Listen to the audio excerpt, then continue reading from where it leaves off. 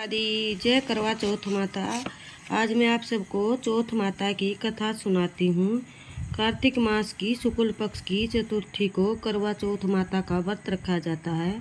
कथा प्रारंभ करते हैं। एक साहूकार था, उसके 7 बेटे थे और एक बेटी और 7 भाइयों की प्यारी बहन थी। वो एक साथ ही बैठकर खाना खाते। एक दिन कार्तिक की चौथ आई तो उसकी बहन ने करवा चौथ का व्रत रखा। सारे भाई भोजन करने आए और अपनी बहन से बोले, आ बहन तू भी खाना खा ले।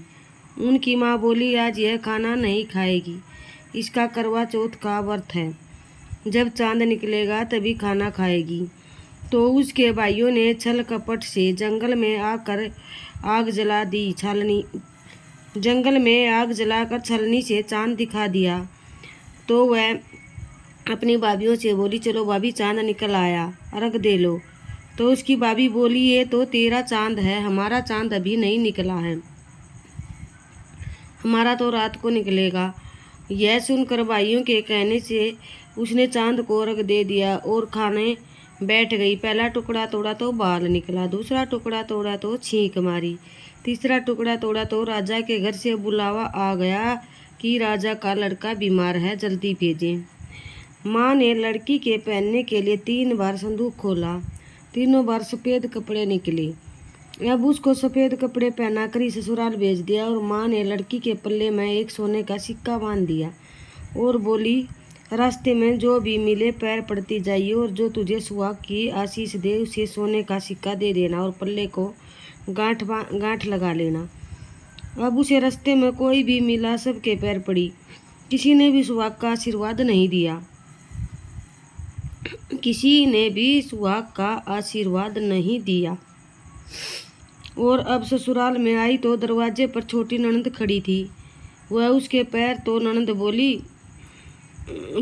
तो ननद बोली, सीढ़ी हो सपूती हो, 7 बेटे की माँ हो, मेरे भाई का सुख देख।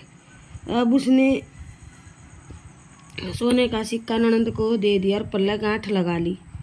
उसके बाद वह अंदर आई, आकर देखा कि उसका पति मरा पड़ा है। अब वह उसे लेकर एक कोठड़ी में पड़ी रही। 1 साल तक उसकी सेवा करी। उसकी सास बांदी के हाथ बची कुची रोटी भेज देती। इस प्रकार वह उसे अपने पति की सेवा करते करते 1 साल हो गया। करवा चौथ का व्रत आया। सारी पड़ोसनों ने नहा धोकर करवा चौथ का व्रत रखा। सब ने सिर धोकर हाथों में मेहंदी लगाई, चूड़ियाँ पहनी। वह सब देखती रही। एक पड़ोसन बोली, तू भी करवा चौथ का व्रत रख ले। तब वह बोली, मैं कैसे करूं? तो वह बोली, चौथ माता की कृपा से सब ठीक हो जाएगा। उसके कहने से उसने भी व्रत रखा। थोड़ी देर के बाद करवे बेचने वाली आई। करवे लोरी, करवे लो, भाइयों की प्यारी करवे लो, ए करवे वाली मेरे को भी करवे दे जा। वह कहने लगी, मेरी दूसरी बहन आएगी, वो तेरे को करवे दे जाएगी।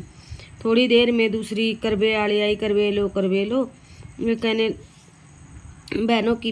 भाइयों की प्यारी करवे लो, ए करवे वाली मेरे को करवे दे जा। वह कहने लगी, मेरी तीसरी बहन आएगी, वह तेरे को करवे देगी। इस तरह 5 बहन आकर चली गई, पर किसी ने भी करवे नहीं दिए।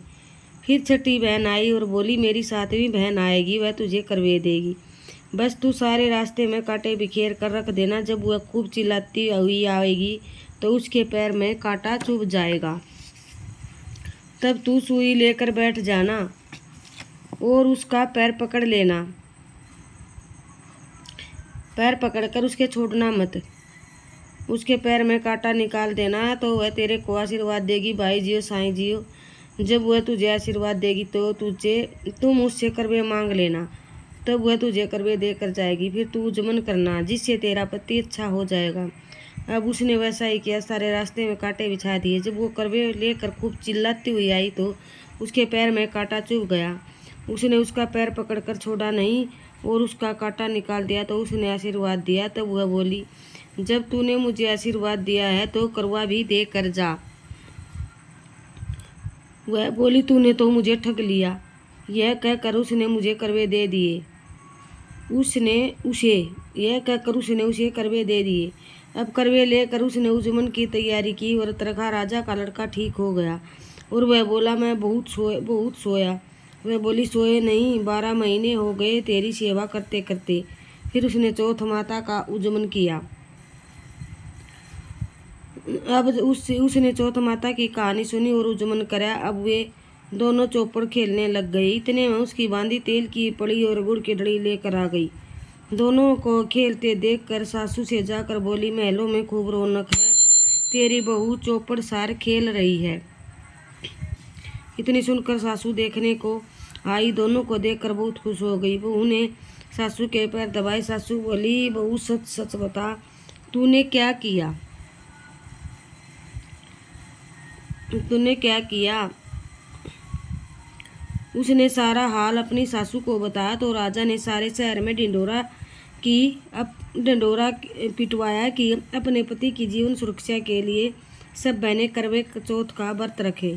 पहले करवे को अपने पियर में जाकर उजमन करें। हे चौथ माता, जैसा राजा के लड़के को जीवन दान दिया वैसे सब किसी को दान देना। कहानी सुनते समय कटोरी में चावल ले, चांद को रख देते समय ऐसा 7 बार बोले, चंदा ए चंद्रावलिए, चंदा आया बार में, उठ सुहागन अर्घ दे मैं बैठी थी बाट में। ये शब्द आपको 7 बार बोलने हैं। चंदा ए चंद्रावलिए, चंदा आया बार में, अब उठ सुहागन अर्घ दे मैं बैठी थी बाट में। जय हो करवा चौथ माता की। करवा चौथ माता की कहानी पूरी हुई। और अब इसके साथ सुनाती हूँ कहानी गणेश जी की, क्योंकि करवा चौथ माता की जब कहानी सुनते हैं तो गणेश महाराज की कथा के बिना कहानी अधूरी रहती है करवा की। तो सुनिए, एक बुढ़िया थी, उसका एक बेटा और एक बहू थे। वे बहुत गरीब थे। बुढ़िया माई हर रोज गणेश जी की पूजा करती थी। गणेश जी हर रोज बुढ़िया से कहते, बुढ़िया माई कुछ मांग ले। बुढ़िया कहती, मैं क्या मांगूं? तो गणेश जी बोले, अपने बेटे बहू से पूछ लो। तो बेटा बोला, माँ धन मांग ले। वह बहू से पूछा तो बहू बोली, सासू जी पोता मांग ले। बुढ़िया ने सोचा कि दोनों अपने मतलब की मांग रहे हैं, सो पड़ोसन से जाकर पूछूं। वह पड़ोसन से जाकर बोली कि गणेश जी मेरे को बोल रहे हैं कुछ मांग ले। तो पड़ोसन बोली, पगली क्यों तू धन मांगर, क्यों पोता मांगा? थोड़े दिन की जिंदगी है, अपनी सुंदर काया मांग ले। घर आकर बुढ़िया सोचने लगी कि बेटा भी राजी हो जाए, बहू भी राजी हो जाए, उनकी भी माननी चाहिए।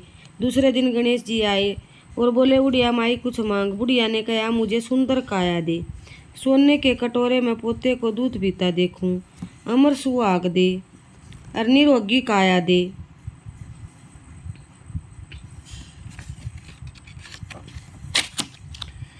इसके बाद और निरोगी काया दे। भाई दे, भतीजे दे, सारा परिवार दे, सुख दे, मोक्ष दे। गणेश जी ने कहा, बुढ़िया माई तूने तो मुझे ठग लिया, सब कुछ मांग लिया, अब जैसा बोला है वैसा ही हो जाएगा। और गणेश जी अंतर ध्यान हो गई। अब बुढ़िया माई के यहाँ सब कुछ वैसा ही हो गया। गणेश जी महाराज की जय हो। जैसा बुढ़िया माई को दिया वैसा सबको देना।